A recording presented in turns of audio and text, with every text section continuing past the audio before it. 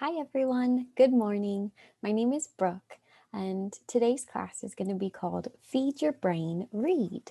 Reading is a great way to keep your memory going and to keep your mind moving. Different ways that you can exercise your mind is by reading newspaper articles, by reading books, by reading stories. You can read poetry. You can have your caregiver or family members read to you. Um, you can even go on the TV and turn on your subtitles and do some reading that way as well. And it's just such a great way to really make sure that you're keeping your mind going and you're feeding your brain with new knowledge. So, today, what we're going to do is I'm going to open a PowerPoint and I'm going to do some brief introductions and then we'll get started with a little icebreaker activity. And after that, we will do an analysis of poetry.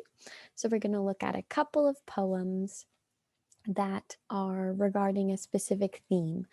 So we'll do this each week during this meeting where we'll go over a specific theme. So today's theme is going to be home. Okay, so anyone's able to watch this video and participate, and feel free to do the activities on your own at home. I'll kind of guide you through them while I'm showing you my PowerPoint. So just one second while I share my screen with the PowerPoint on there. All right, great. So welcome to Feed Your Brain. So again, my name is Brooke. I'm with Alzheimer's Orange County and I'm a first year intern. So again, like I said, we're going to be doing introductions, a little icebreaker, and at the end, if anyone pops on and has some questions or comments, I'll answer those. I'll be having this group every other Wednesday at 10:30 a.m. Okay, thank you. So first of all, I'll introduce myself and then I will say something that made me smile today. And then I have a couple other people to introduce you to on my slides as well. So my name is Brooke, like I said. Something that made me smile today was speaking to my friend this morning on the phone. And here we go. I have somebody else on the next slide who'd like to introduce themselves. Um, she says, I am Sarah Lee, and something that made me smile today is singing with some people at church. So there's Sarah, and she's singing along with another girl at church. This is Joe Knight. He says he smiled today because he could spend some time with his granddaughters. So these are people that we can definitely relate to. These are the types of things that might make us smile during our day. So take a minute to think about what has made you smile so far today. Lastly, here's Paula and John Simmons. They told me that they smiled today because they were able to watch a movie on Netflix. So great. So I'm going to get started with a little icebreaker. So this is actually referred to as Mad Libs. I'm not sure if any of you have had any exposure to Mad Libs before. Sometimes it can be a fun activity to do during a long car ride or something like that. They normally have like books of them, so they can be kind of fun. So what we do is we go over different words and then we're going to place them into a story. So we're going to create kind of a silly story together, and you won't know how it turns out until the end. So first of all, let's just go over a couple of parts of speech so that we can all kind of follow along. So the first part of speech is called a noun. So a noun is a person, place, or thing. So this you might have learned so many years ago, back when you were in elementary school. But we all know kind of what person, places, or things are. So for the noun, I'm going to write one in right now. So I'm going to put dog, okay? So everyone can kind of have that as a reference. So a noun is a person, place, or a thing. So a dog is a thing or an animal, right? The next one is a verb or an action, okay? So a verb or an action could be the word run, okay? So I run to the store. So run. And then the last one, adjective, is a word that describes. So a word that talks about a noun usually. So let's think of a word that describes. Maybe we'll write the word hot, like a hot day. So I've got some really simple examples here, and you can come up with examples on your own as well, with a partner or with a friend, before we move on to the next section. So what I'm going to do is normally I would ask people in the audience for examples of what we wanted to do for these different like parts of speech. But unfortunately, there's no one for me to ask for, so I'm just going to come up with them on my own. So you can go ahead and follow along with me and write them down on a piece of paper so that you can create your own story.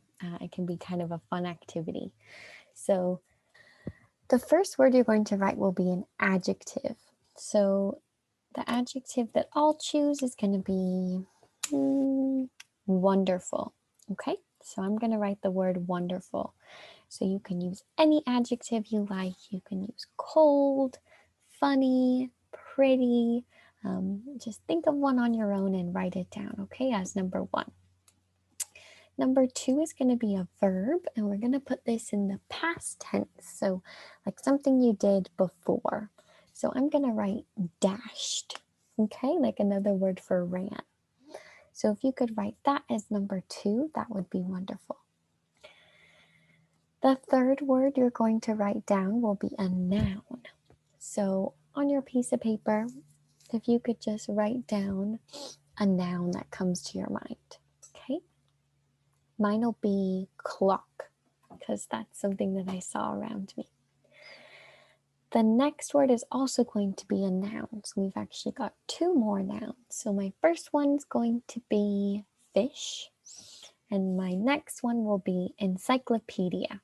Okay. And then after those nouns, so then we have three nouns in a row. So 1, 2, 3, 4, 5. We're on number 6 now, and it's actually another noun. Okay.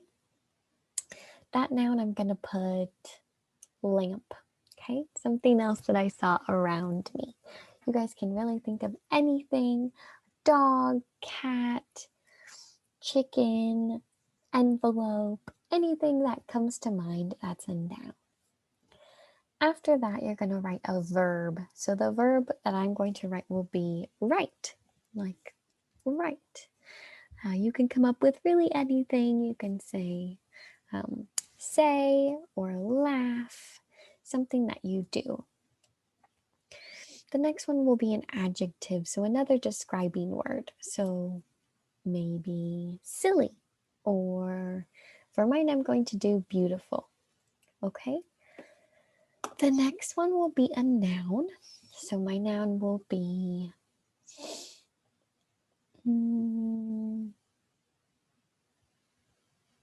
waffle. Waffles, maybe. Okay. And so you guys can write anything you want for that. So it can be a thing, a person, a food. And then the next one will be another noun. So another noun, let's think. Let's do pen. Okay. After that, I'm going to ask you for something a little more specific. So it'll be a song name. So for mine, I'm going to do Don't Stop Believin'. Okay. So if you could just write your song name now. After the last two nouns, just the next one will be song name. So you can do Here Comes the Sun, anything that comes to mind right now. Then we'll have another noun. So I'm going to write folders. Okay, so I have a lot of folders near me. So that's what I thought of. You can think of any noun you'd like. And then the next one will be family member. So another family member that might come to mind may be mother, father, daughter, whatever comes to mind. For mine, I'm going to do grandfather. The next one will be a name. So think of a name of someone in your life. So it can be anybody. It can be your caregiver, your friend, or it can be someone you don't even know, just a name. For mine, I'll do John. And the final one will be a verb. So I'm going to do swim. Okay, so you can think of another verb that we didn't already say. So maybe jump, go to the park, go, jump rope, like I'm going to jump rope. So these different verbs, you can just write that last one will be a verb. Okay. So on the next slide, I'm going to fit in all of my different words. So what you'll do at home is you'll fit in your words. So what you can do is you can read out the story to your friend or have them read it out to you, and you'll add in the words that you chose. So these stories are meant to be really silly. So when they come out at the end, we all can have a good laugh about how funny our story ended up being. Okay? So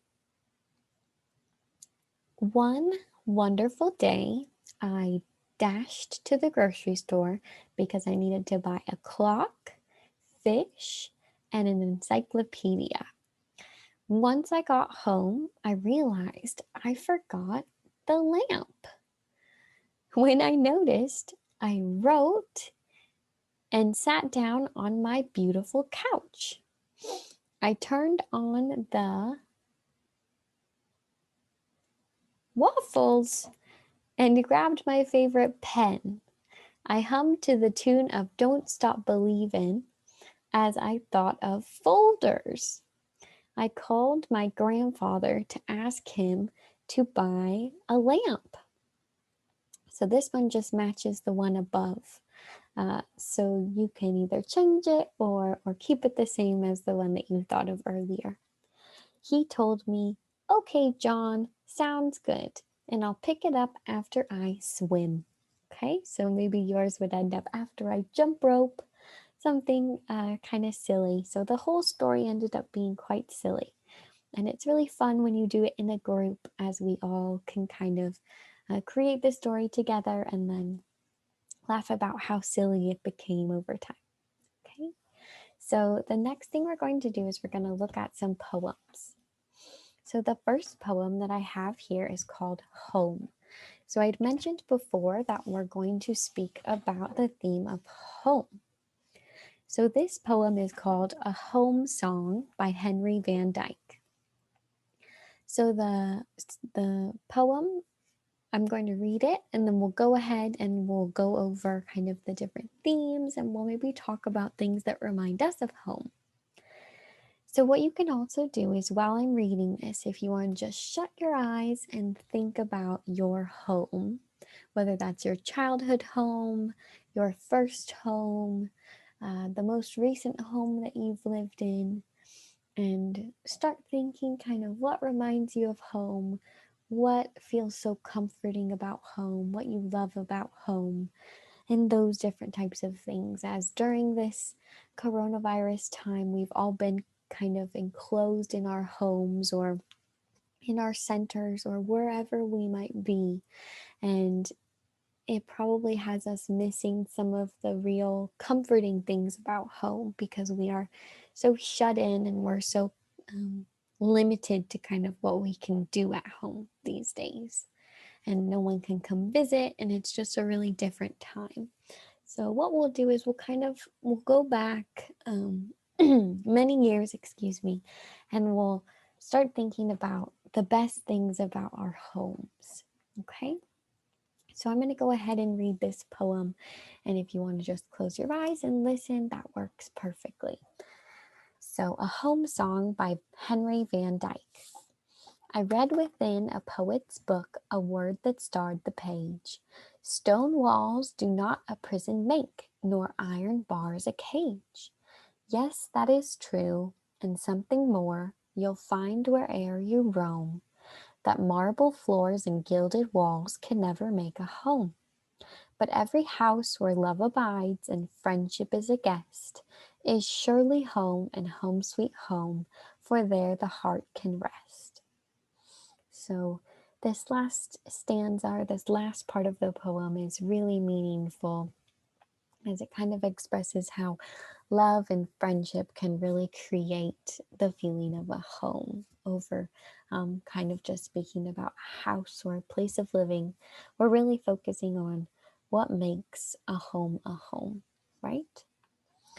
So, on the next slide, I have some different guiding questions for us to focus on when we're speaking about home. Okay, so I'm actually going to put the poem back up. I'll just go over some questions and you can either note these down or you can just kind of maybe pick one to focus on. So at the top, we have what do you think of and what senses did the poem touch? So when you think of home, obviously you have specific things that you may focus on. And the senses that the poem touches, it depends on the language. So the poem did talk about kind of friendship and love. So that might touch on your heart. That might kind of affect you more on the inside.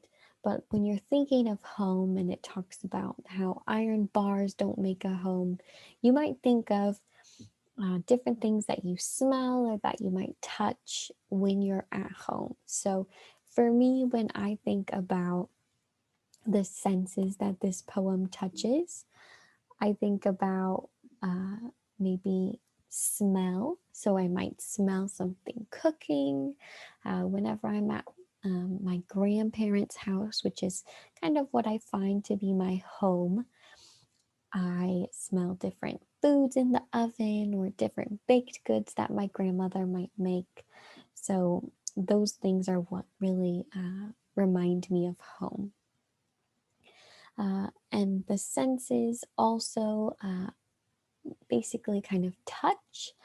If I go up to the fireplace, I'll kind of feel warmth during the winter months when we are able to have our fireplace going.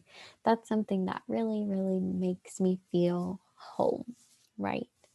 So you guys can think of things that really make home home for you. And you can kind of look at this poem and find different places where you can relate to the writer. So the writer also says that marble floors and gilded walls can't make a home. So that doesn't necessarily mean that marble floors can't be in a home, but it means that kind of marble floors are more cold and they don't really feel very homey. So maybe a rug or a really soft carpet or a nice wood floor might make you feel more at home.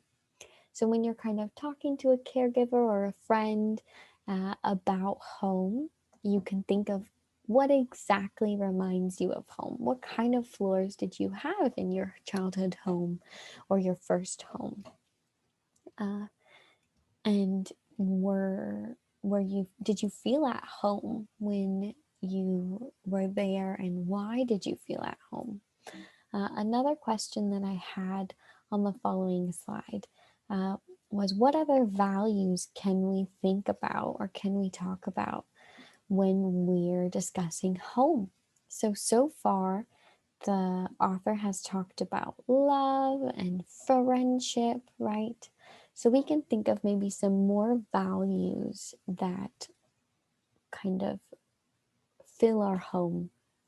So these might be compassion, integrity, honesty, and you can kind of find out why those are so important to you. So, when you were growing up, maybe at home you felt that your parents were very compassionate. So, your parents were very understanding, very loving, or maybe they weren't. So, maybe when you think of home, you think of kind of strict rules, but you also do think of maybe love. So you know that your parents really do love you or did love you, and that they wanted there to be love in the home, but they also made rules.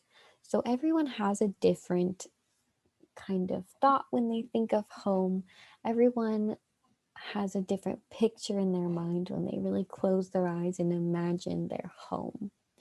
So these poems are just meant to kind of help you to think of the different ways that people can kind of picture their home. And it helps you to remember, to think back on what was really meaningful for you when you were at home, when you were a child, when you were a teenager, even if you were in your early 20s or 30s and you had bought your first home with a significant other or your first apartment on your own. What made these places feel like home and why? The last bit, so I had what reminds you of home. We already really touched on that one. And what feelings do you feel when you think of home sweet home? So we can tell that in this poem, this person really feels safe and calm and loved when they think of their home sweet home. They say there their heart can rest, right? So what kind of feelings do we feel when we think of home? Maybe longing, maybe we miss that first home that we had, maybe the same kinds of feeling, calm, relaxed, focused, uh, just a lot of things that you might feel when you are at a place where you just feel so safe and you feel like nothing can hurt you. The world may be falling apart around you.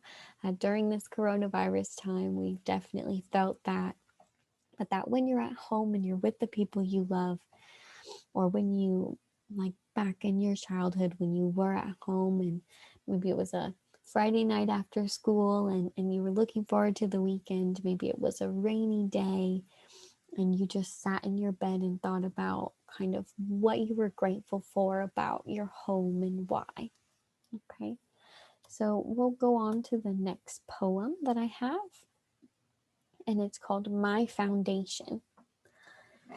So I'm going to go ahead and read this out to you, and you can, again, just close your eyes and listen in and kind of focus on, again, a childhood home or something that represents home for you and try to relate it to what the writer is talking about.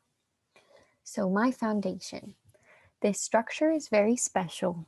It means the world to me. It began on a strong foundation, a very secure place to be. When I have been threatened, it has sheltered me from the storm.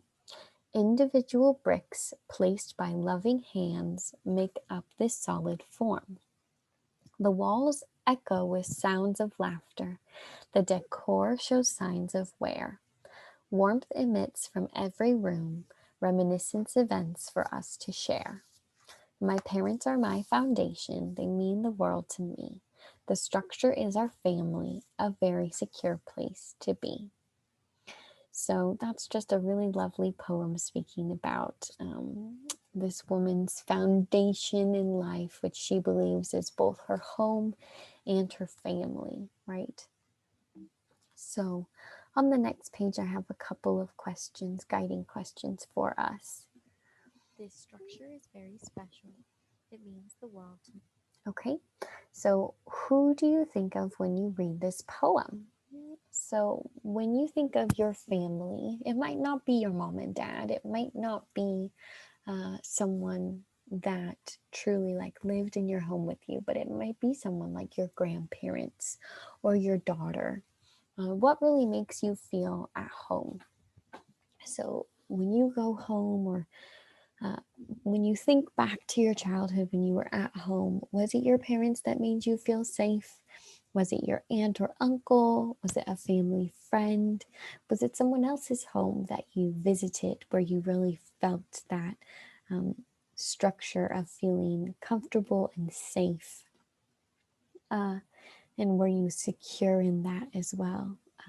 So in this poem, the author speaks about the walls echoing with laughter, the decor kind of wearing off and fading, but yet there's warmth that's coming from every room and we can kind of reminisce on the events that happened in the past. So we can probably all think of a home that we've been to where you can tell that the decor is either fading or it's becoming less kind of modern or current, and you can kind of tell that this home has been here for a long time.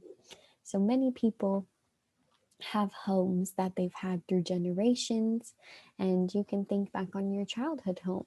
Uh, was the decor brand new for as long as you lived in it, or was it kind of old and faded because it was maybe your parents' first home?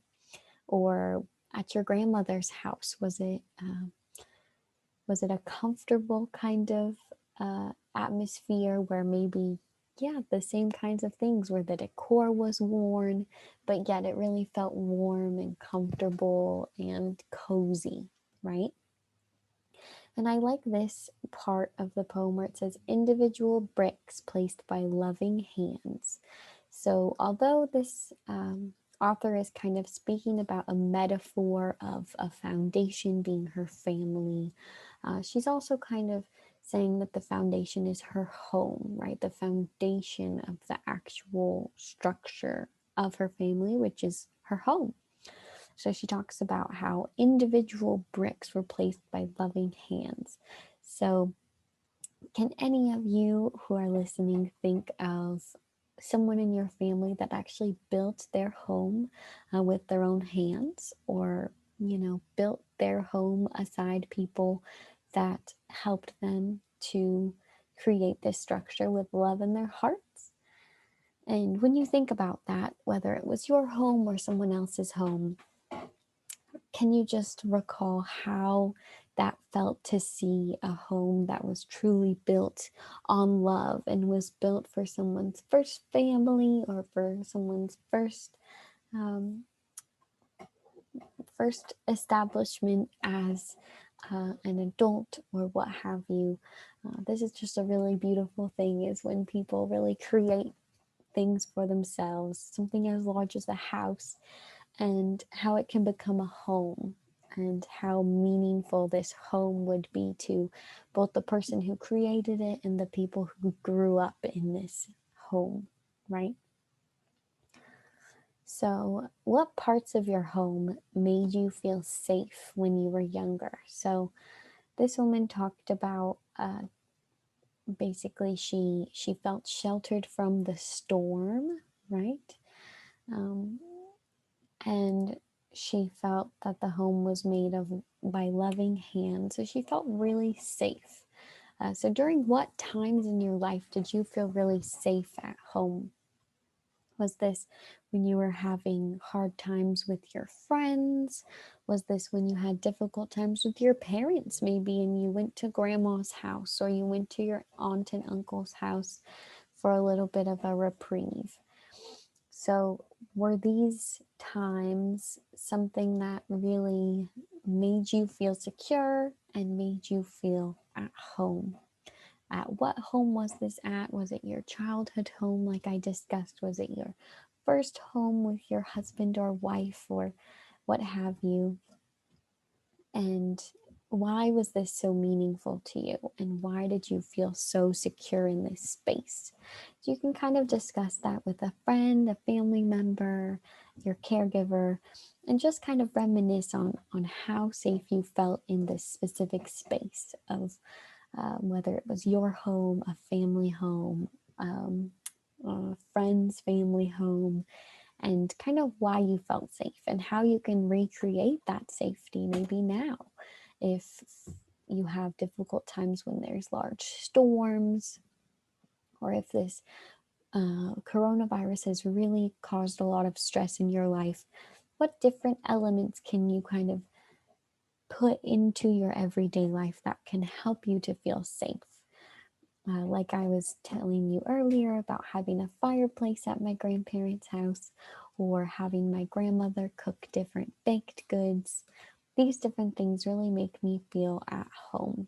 Maybe just taking a day at home during the rain, or during a cool day, and just settling in and being at home with people you love, or looking at photos maybe of people you love, that can really help trigger what, excuse me, uh, what memories you have of home and why these are so meaningful to you. Okay? So, and what was the foundation of your home? So, like I discussed earlier, this may not be your family. It may have been your brothers and sisters that maybe weren't at home, or it could be your immediate family, your parents. It could be your aunt and uncle. It could be grandparents. It could be a friend's family, like I said. So, or it could even be yourself, that you created this safety for yourself. And maybe the foundation was, um, spending time alone in your room, bringing friends to your home, and gathering together. What was the real foundation of this home, right?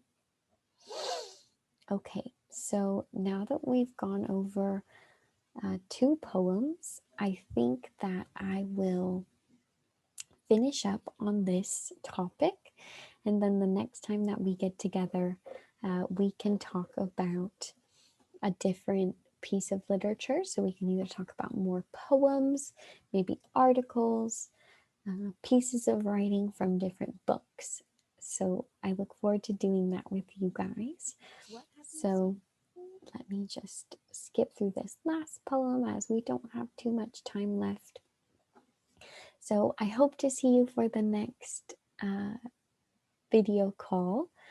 And this one will be on October 21st. It will also be on Zoom, and I will also be leading it. So it'll be at 10:30 a.m. on Wednesday, October 21st. And following that one, it will be another 2 weeks after that. So if you have the time, please put this in your schedule and join me on Zoom so that we can have a dialogue and chat about different things that might be meaningful to us. So like we've discussed home together. It's been a really nice time kind of reminiscing on what home means to us. And on the next call, we can pick another theme that we can all relate to and we can speak about together. So again, thank you so much for listening. I really appreciate your attention.